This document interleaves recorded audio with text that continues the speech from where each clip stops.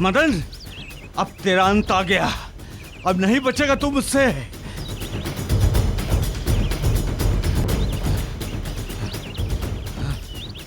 मदन, वो तुम्हारी दाईं ओर से आ रहा है।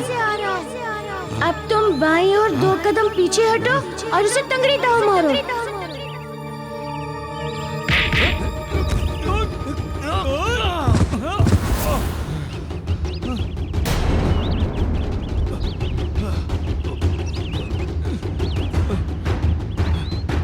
मदन, वो अब तुम्हारे पीछे से आक्रमण करने वाला है।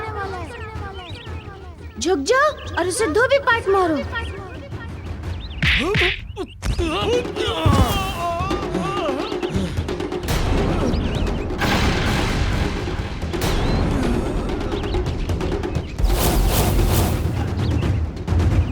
मदन, वो तुम्हारे सम्मुख है।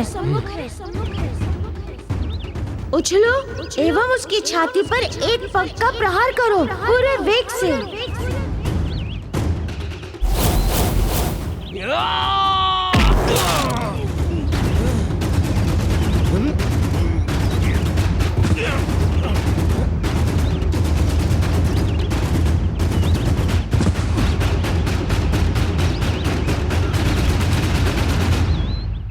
एक, 2, 3 और मदन पहलवान इस कुश्ती प्रतियोगिता के विजेता हुए।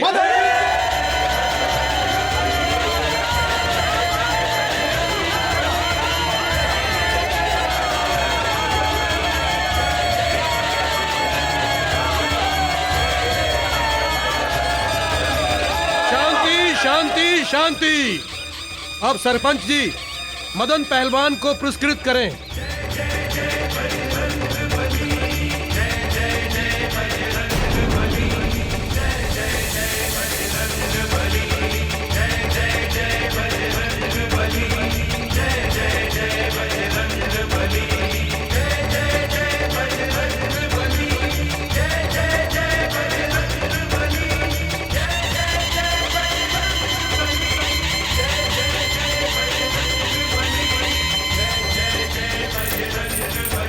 ये रही तुम्हारी 25 स्वर्ण मुद्राएं। ये रहा तुम्हारा पारितोषिक पुरस्कार। सदा विजयी भव।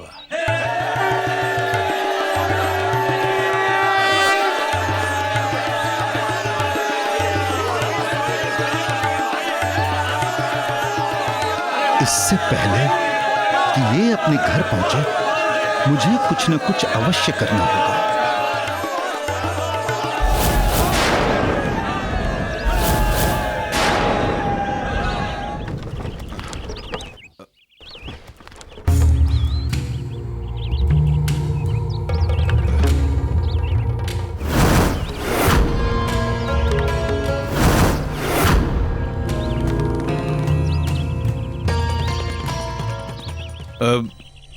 मित्र, एक सहायता करेंगे आप हमारी? हाँ हाँ बोलो, अवश्य करूंगा। केवल एक दिन के लिए मुझे अपना ये दास दोगे? ये हमारी गाड़ी खींचकर हमारे गंतव्य तक पहुंचा देता। बस पास ही में है हमारा ग्राम, मात्र 10 कोस की दूरी पर है। अभी जाएगा और संध्या तक वापस आ जाएगा। उसके पति को तो हम यूं करके उससे अलग कर देंगे। तुम भेजो भेजो उसके पति को बाहर। दास जी श्रेष्ठ जी।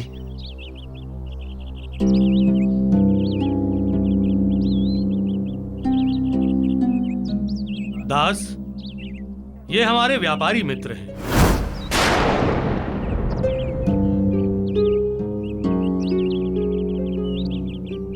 ये अपने बैल के भाग जाने से संकट में आ गए हैं।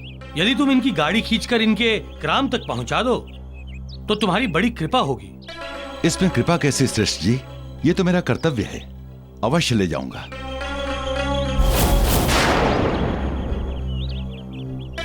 चलिए श्रेष्ठ जी। धन्यवाद मित्र। तनिक एक पल, मैं अपनी पत्नी को कह दूं, अन्यथा वो मुझे नहीं देखेगी तो चिंता करेगी। 。 . 。 . 。 . 。 . 。 . . . . . . . 。 . . . . 。 . . 。 . 。 . . 。 . 。 . 。 . 。 . 。 . 。 . 。 . 。 . 。 . 。 . 。 . 。 . 。 . दास,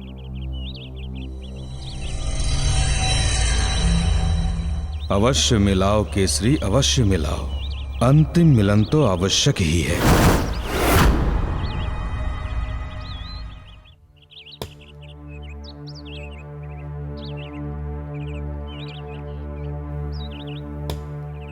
अंजना, मैं तुम्हें यह कहने आया हूं कि मैं काम से बाहर जा रहा हूं। संध्या होने तक मैं शीघ्र ही लौट आऊंगा। कहाँ जा रहे हैं आप? वो जो श्रेष्ठ जी है ना, जिन्होंने तेल लिया है, उनके बैल भाग गए हैं। मुझे उनकी गाड़ी तनिक उनके गांव तक पहुंचाने जाना है।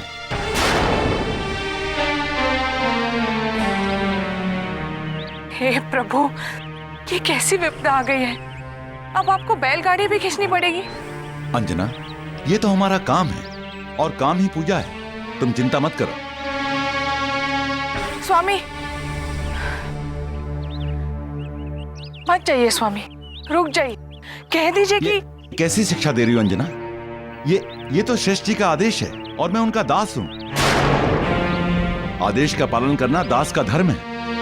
मैं उनकी आज्ञा को नहीं टाल सकता।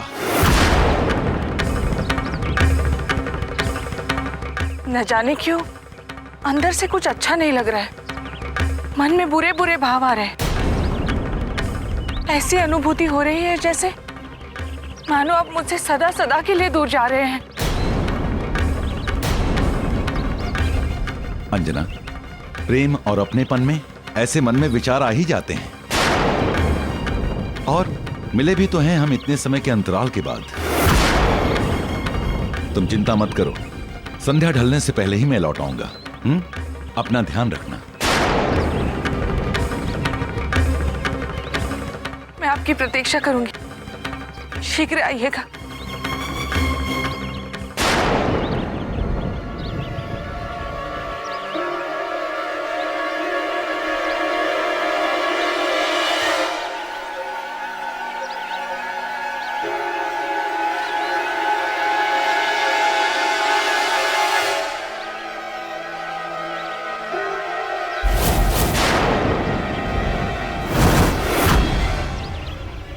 श्रेष्ठ जी, चलिए। नमस्कार मित्र।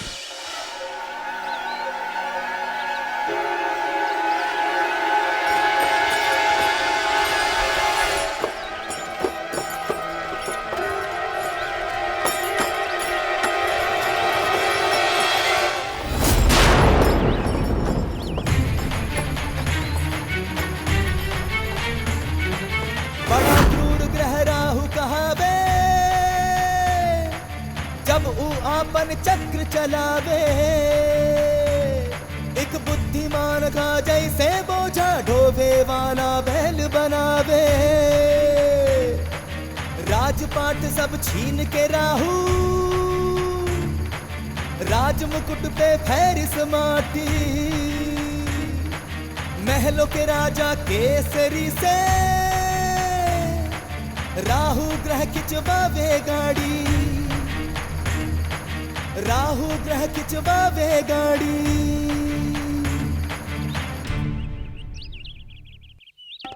अब देखता हूँ रूपसी अंजना कि तुम मेरे जीवन की रानी कैसे नहीं बनती।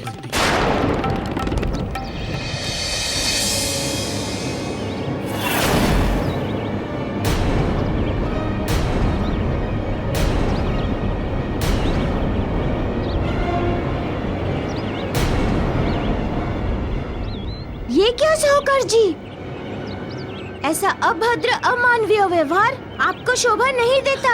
छोड़िए मंजू को। मदन आपका ऋण चुकाने के लिए धन लेकर आ गया है।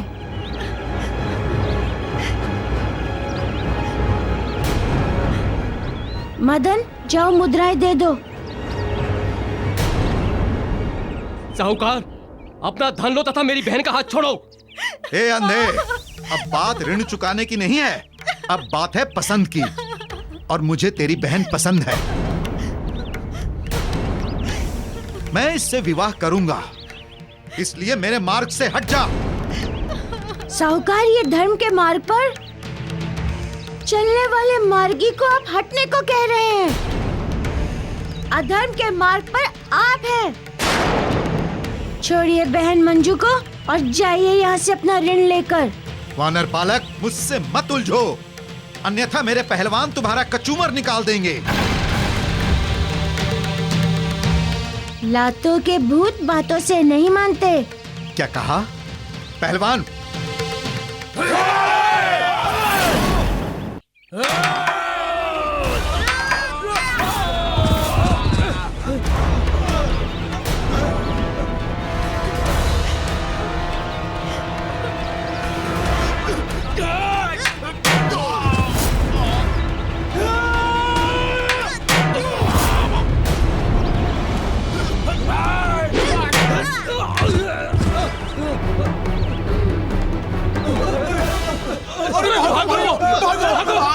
अरे कायरो, मुझे अकेला छोड़कर कहां जा रहे हो?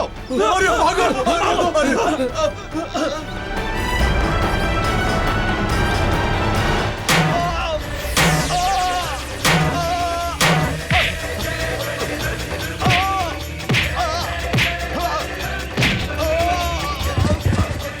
दया दया करो वानर बालक, दया करो, मुझसे बहुत बड़ी भूल हो गई वानर बालक।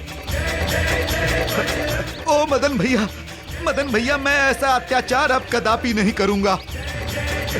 निर्बलों और असहायों पर अत्याचार कदापि नहीं करूंगा मदन भैया। क्षमा कर दो, मुझे क्षमा कर दो वानर बालक, मुझे क्षमा कर दो। क्षमा मुझसे नहीं, जिसके दोषी हो उससे मांगो। हाँ साहूकार, तुम दोषी मेरी माँ एवं मेरी बहन के हो।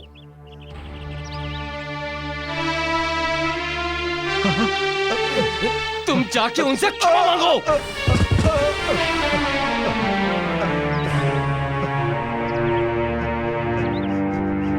मुझे क्षमा कर दो मालती बहन, मुझे क्षमा कर दो। मैं ऐसा कृत्य अब कदापि नहीं करूंगा। अब लाओ पर कभी अब कोई अत्याचार नहीं करूंगा मालती बहन, मुझे क्षमा कर दो। साहूकार, हम निर्धन असहायों का बहुमूल्य धन मर्यादा होती है। उस धन को लूटने का प्रयास कभी मत करना, अन्यथा लूटने के बाद उनके हृदय से निकली आह सर्वस्व जलाकर भस्म कर देती है।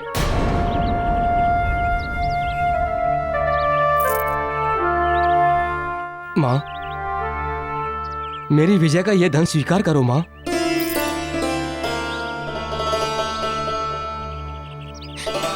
पुत्र, तुमने जिसके निमित्त ये धन अर्जित किया है, मैं उसी को सौंप दूंगी।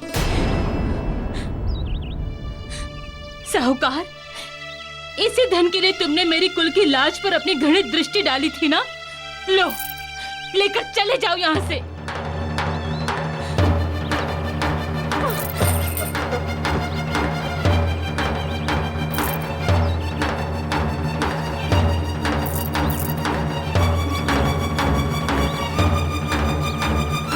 माता, जिस पुत्र की विकलांगता को लेकर आप चिंतित रहती थी, जिसे सदैव अयोग्य समझती थी, आपका ये पुत्र अब पूर्णतः योग्य हो गया है। अब वो अपना तथा अपने परिवार का उत्तरदायित्व भलीभांति अपने कंधे पर उठा सकता है। चिंता त्याग दीजिए।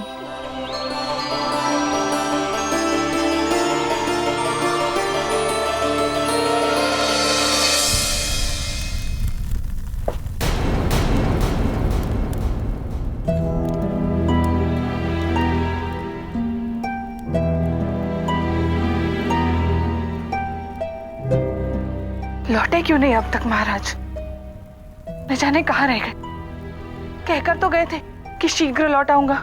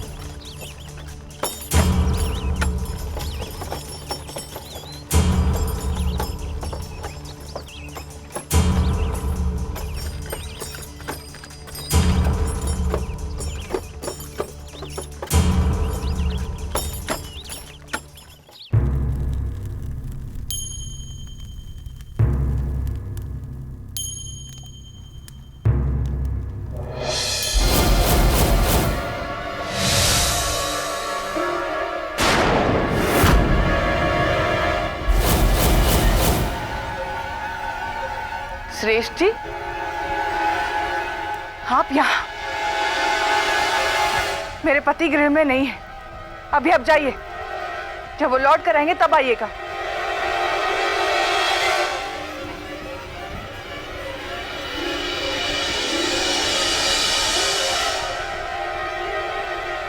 क्या देख रहे हैं आप? क्या चाहिए आपको? चाहिए तो बहुत कुछ, बताता हूं। रुको तो, पहले तुम्हारी इस बेमेल कुटिया को तो देख लूं। अंजना, तुम्हारी ये कुटिया तुम्हारी सुंदरता से मेल नहीं खाती। ऐसा प्रतीत होता है मानो रेशम में काट का। मैं एक स्त्री हूँ और विधाता ने स्त्रियों को पुरुषों से एक अधिक ज्ञानेंद्रिय दिया है, जिसे छठा ज्ञानेंद्रिय कहते हैं। और स्त्रियों में ये ज्ञानेंद्रिय अत्यधिक जागृत होता है। इसीलिए मैं समझ रही हूँ आपके मन में उठ रहे हैं मलिन विचारों को। हितकार यही होगा कि आप यहाँ से चले जाएं। अंजना, तुम मेरे विचारों को समझ तो रही हो, किंतु सुन तो नहीं रही ना। सुनो तो सही कि मैं क्यों आया हूं तुम्हारे पास। सुख से रखने का वचन लेकर आया हूं। तुमसे विवाह करने का प्रस्ताव लेकर आया हूं। श्रेष्ठ नरोत्तम दास, तुम अपनी सीमा लांघ चुके हो। यहाँ से चले जाओ, अन्यथा मैं तुम्हारा अंत कर दूंगी।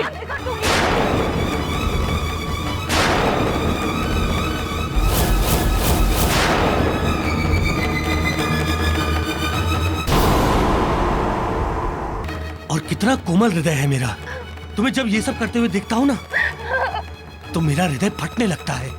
और एक तुम्हारा हृदय है कि पसीज ही नहीं रहा है, मेरी प्रेम की भाषा को समझने को तैयार ही नहीं हो रहा है।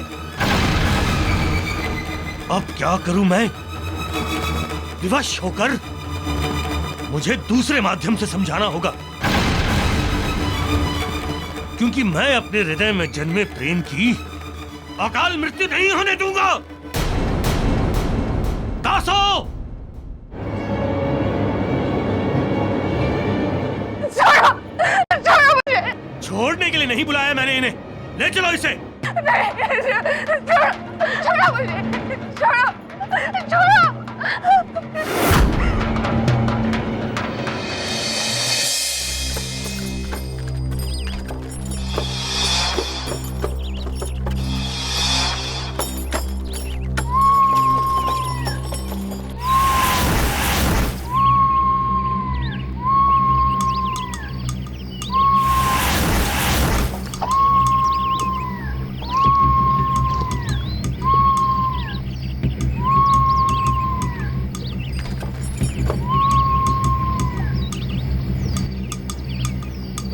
क्या हुआ दास?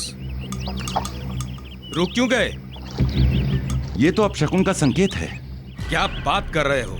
भविष्य दृष्टा हो क्या? नहीं, किंतु दिन में सियार का रोना अपशकुन का परिचायक होता है श्रेष्ठ जी। अवश्य ही कोई अपशकुन होने वाला है। मैं सही कह रहा हूँ, मेरी बात का विश्वास कीजिए।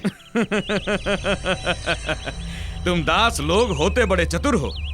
विश्राम करने का कितना अच्छा बहाना निकाला है। नहीं श्रेष्ठ जी, ये आप क्या कह रहे हैं? आपको कहीं सियारों के रोने का स्वर नहीं सुनाई दे रहा? नहीं तो। आश्चर्य है, किंतु मुझे अनचाही चिंता सताई जा रही है। ऐसा क्यों आभास हो रहा है जैसे मेरी पत्नी घोर संकट में घिरी है। मुझे जाना होगा श्रेष्ठ जी, मुझे क्षमा कीजिए, मुझे जाना होगा।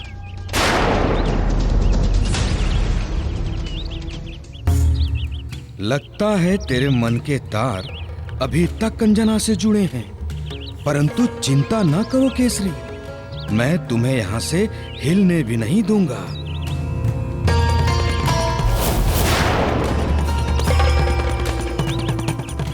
ये तुम कैसी बातें कर रहे हो दास? तुम ये भूल गए हो कि तुम एक दास हो, और दास की ना तो कोई पत्नी होती है और ना ही परिवार। वो केवल अकेला होता है। उसका हृदय, उसका मस्तिष्क, उसकी वाणी सब दास होते हैं। और फिर तुम इस घने जंगल में मुझे छोड़कर अपनी पत्नी के समीप जाने को कह रहे हो? दास, मैं ये तुम्हें कदापि नहीं करने दूंगा। अब ये गाड़ी मेरे गृह तक खींचकर कौन पहुंचाएगा? मेरी भावनाओं को समझने की चेष्टा कीजिए श्रेष्ठ जी। देखो दास, तुम्हें तुम्हारे स्वामी श्री नरोत्तम दास जी ने मुझे सौंपा है, इसलिए अब मैं तुम्हारा स्वामी हूं। अब तुम वही करोगे जो मैं कहूंगा, समझ गए? जो आपका आदेश। किंतु मुझे प्यास लगी है, थोड़ा सा जल मिलेगा? अवश्य मिलेगा।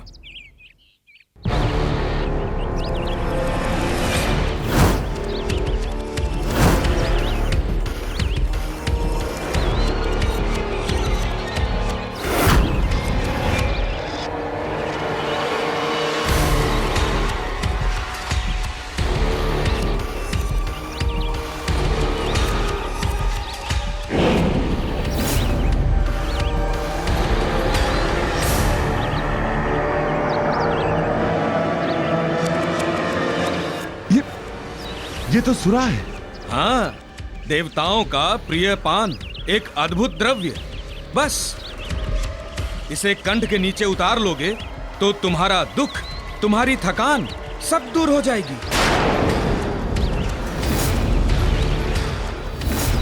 जब तक एक राजा के जीवन में सुर, सुरा एवं सुंदरी, इन तीनों का संगम नहीं होता, तब तक उस राजा का राजयोग संपूर्ण नहीं होता महाराज। हाँ। अब आपके जीवन में सुर भी होगा, सुरा भी तथा सुंदरी भी। हाँ।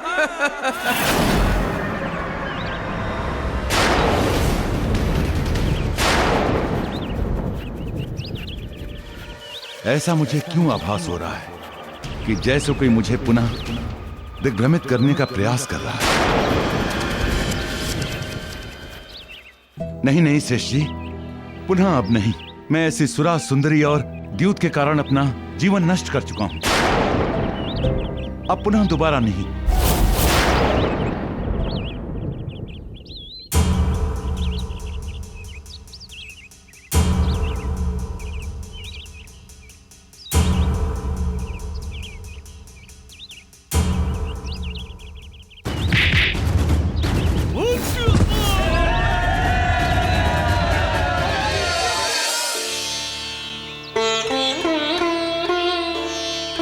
मेरे पुत्र को योग्य बनाने हेतु तुम्हें मेरा बहुत बहुत धन्यवाद।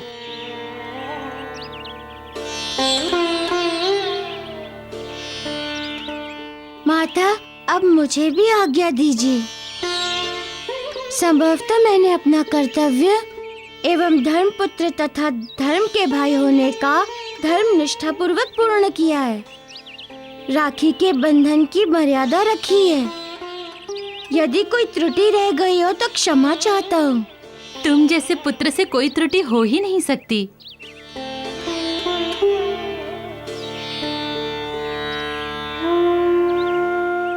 अच्छा, तो मैं चलता हूँ।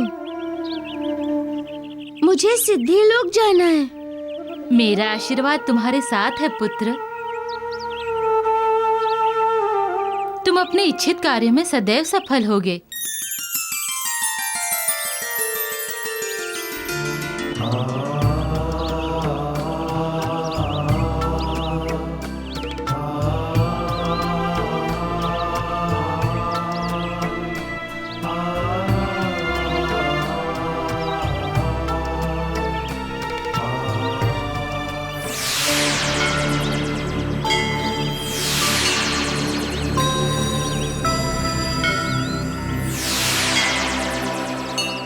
हनुमान, अब तुम्हें सिद्धि लोक जाने की कोई आवश्यकता नहीं है।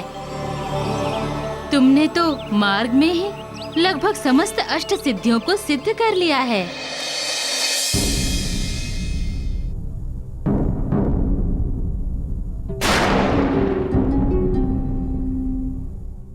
देवी, क्रोध पालने की वस्तु नहीं है, पालने की वस्तु है प्रेम।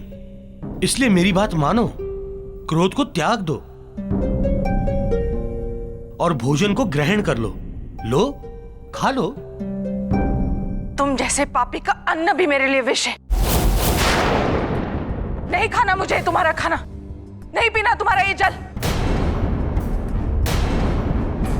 स्मरण रखना श्रेष्ठ नरोत्तम दास, एक स्त्री को उसकी इच्छा के विरुद्ध बंदी बनाकर रखना बहुत बड़ा अपराध है, पाप है। नारी शक्ति का अनुभव नहीं है तुम्हें। जाओ, अभी भोजन ले जाओ। देवी अभी क्रोधित हैं।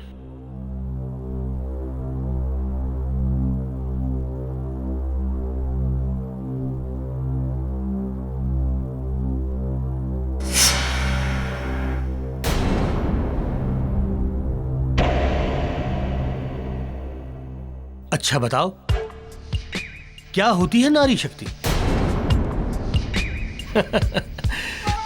देखो अंजना, तुम केसरी की पत्नी हो, इसलिए उसके अनुरूप हो, किंतु अब केसरी का अपना कोई अस्तित्व नहीं है। वो दास है मेरा, और दास के जीवन में केवल दुख ही दुख होता है, और मुझसे तुम्हारा दुख देखा नहीं जाता। इसलिए मैं तुमसे विवाह के बहाने तुम्हें उस दुख के दलदल से निकाल रहा हूं, क्योंकि केसरी को मैंने एक ऐसी जगह भेजा है कि वहां से अब वो कभी आने वाला नहीं है।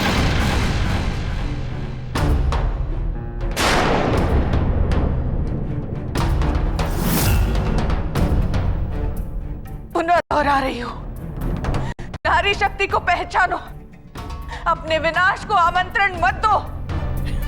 ये क्या तुमने नारी शक्ति की रट लगाई हुई है?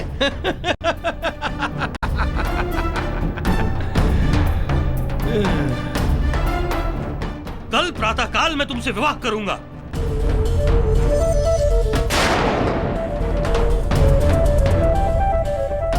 और तब तक तुम अपना ये नारी शक्ति का जाप कर सकती हो।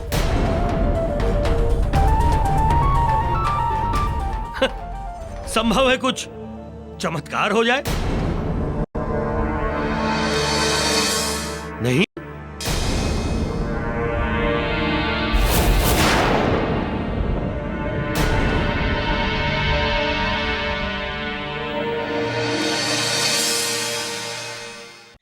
स्वामी, मैंने कहा था आपसे मत जाइए, किंतु आपने मेरी नहीं सुनी।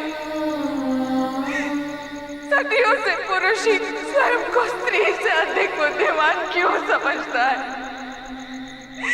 क्यों पुरुष स्त्री की संवेदनाओं को महत्व नहीं देता? क्यों पुरुष की अनदेखी का फल स्त्री को भोगना पड़ता है? इसीलिए क्योंकि वो पुरुष के मान में मौन रहती है।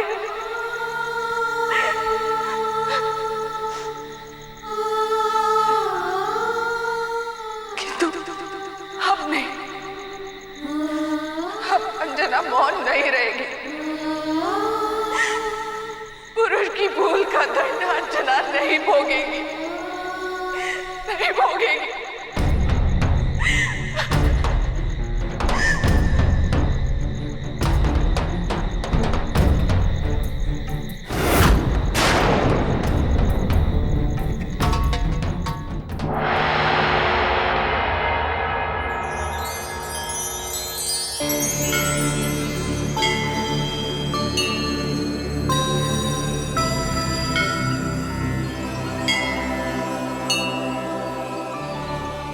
माता, मारुति को पाकर मैं तो धन्य हो गई। मेरा अवतरण सार्थक हुआ। उनके संसर्ग से ये ज्ञात हुआ कि मारुति केवल स्वयं ही योग्य नहीं है, अपितु उनमें एक अयोग्य को योग्य बनाने की अद्भुत क्षमता है। अपने इस गुण से मारुति ने मुझे सिद्ध कर लिया है। अब इस संसार में जब भी कोई अयोग्य व्यक्ति हनुमान की आराधना करेगा, हनुमान उसे मेरी सिद्धि से योग्य बना सकते हैं। हनुमान में निसंदेह समस्त अष्ट सिद्धियों को सिद्ध करने की योग्यता है, और मुझे पूर्ण विश्वास है कि वो इस संसार में अष्ट सिद्धियों के दाता के रूप में विख्यात होंगे। सिद्धि प्राकम्य, इतनी शीघ्रता उचित नहीं। कभी कभी लक्ष्य के अंतिम सोपान से व्यक्ति आरंभ से प्रथम सोपान पर चला जाता है। ये बताइए कि आपका आश्रय क्या है सिद्धि लघिमा? माना कि हनुमान ने 7 सिद्धियों को साध लिया है। वो 7 सिद्धियों के साधक हो चुके हैं, अर्थात लघिमा को सिद्ध करना शेष है।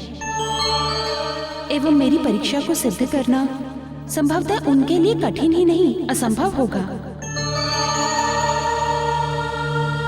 देवी, अभी आप हनुमान की योग्यता को जानती नहीं हैं, इसलिए ऐसा कह रही हैं। क्षमा करें सिद्धि, वो एक अयोग्य को योग्य तो बना सकते हैं, किंतु एक भाग्यहीन को भाग्यवान नहीं बना सकते, किसी भी प्रकार से नहीं। मेरी परीक्षा में सफल होना उनके लिए असंभव है। माता, अब आप मुझे आज्ञा दीजिए। आज्ञा है।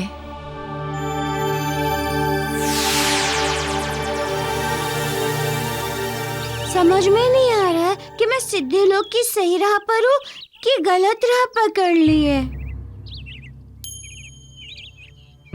किंतु गलत कैसे हो सकता है?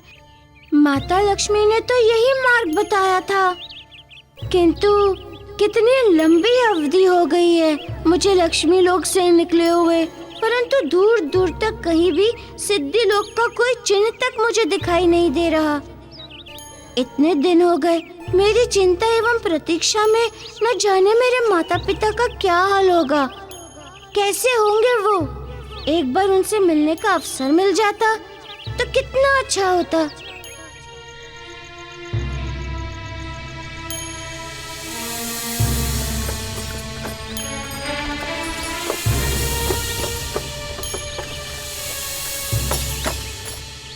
सिद्धियों को सिद्ध करना तो दूर, अभी तो मैं सिद्धि लोक तक पहुंचा भी नहीं हूँ।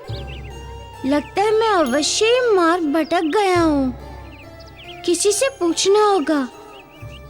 किससे पूछूं? अपने गुरु सूर्यदेव से पूछता हूँ। ओम गुरुवे नमः।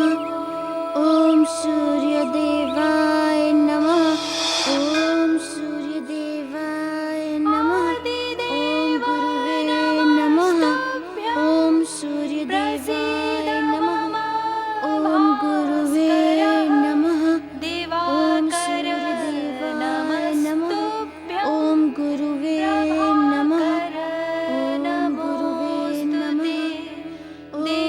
मुझे जाना होगा, तत्काल जाना होगा। ओम सूर्यदेवाय नमः। ओम गुरु सूर्यदेवाय नमः। ओम गुरुवे नमः। ओम सूर्यदेवाय नमः। ओम सूर्यदेवाय नमः। हनुमान, आंखें खोलो पुत्र।